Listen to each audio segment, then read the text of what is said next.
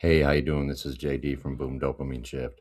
And people keep asking me about Starlink and the IPO.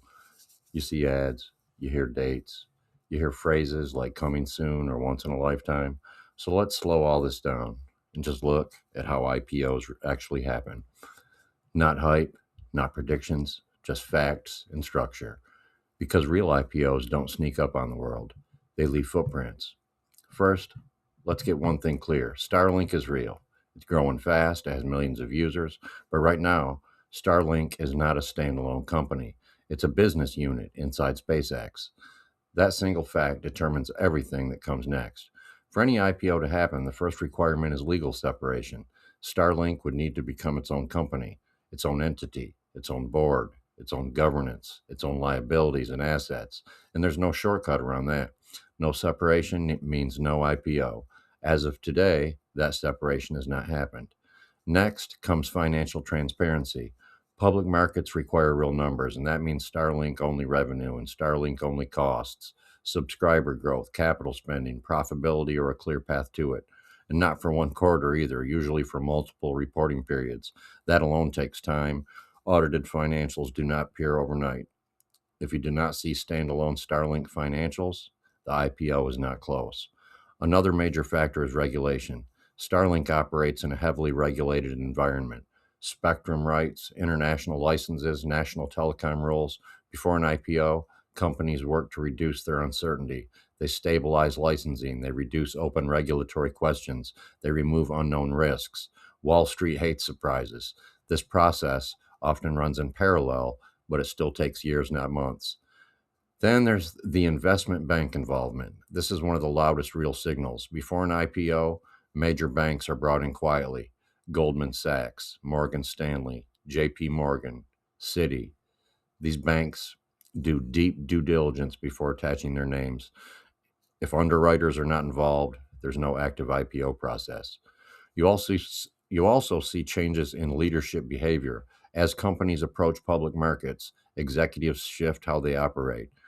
You'll see a CFO with IPO experience, more formal communication, more operational language, less vision talk, more predictability.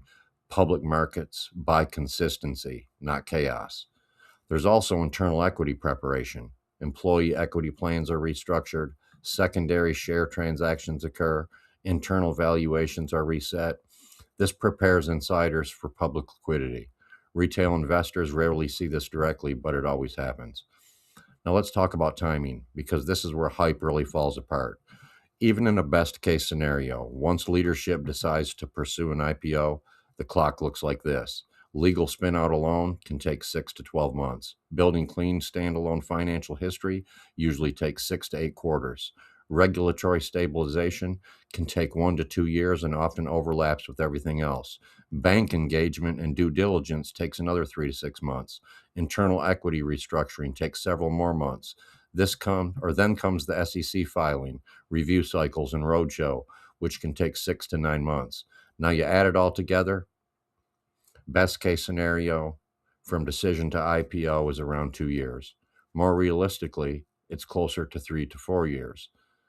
And that clock only starts after the internal decision is made, not after rumors, not after ads, not after predictions, after structure begins. Okay. So now let's talk about what is not a real signal: predicted years, newsletter promotions, secret meeting stories, backdoor stock claims, supplier speculation. These are narratives. They're not IPO indicators. So where does that leave Starlink right now? No legal spinout, no standalone financial filings, no underwriter announcements, no SEC registration, no visible executive posture shift. To me, that places Starlink in the category of possible someday, not approaching now. And that's not negative, it's just factual. So why does this matter? Because understanding this protects you. It keeps emotion out of investing decisions. It keeps anticipation from hijacking logic. And it helps you recognize when excitement is being sold instead of information. Being early is not about excitement. Being early is about documentation. If you want more videos like this, focused on clarity instead of hype, subscribe. And if you want to learn how to think clearly about money, technology, and the future, check out the links below. Facts over fear, structure over speculation. This is JD from Boom Dopamine Shift. Peace.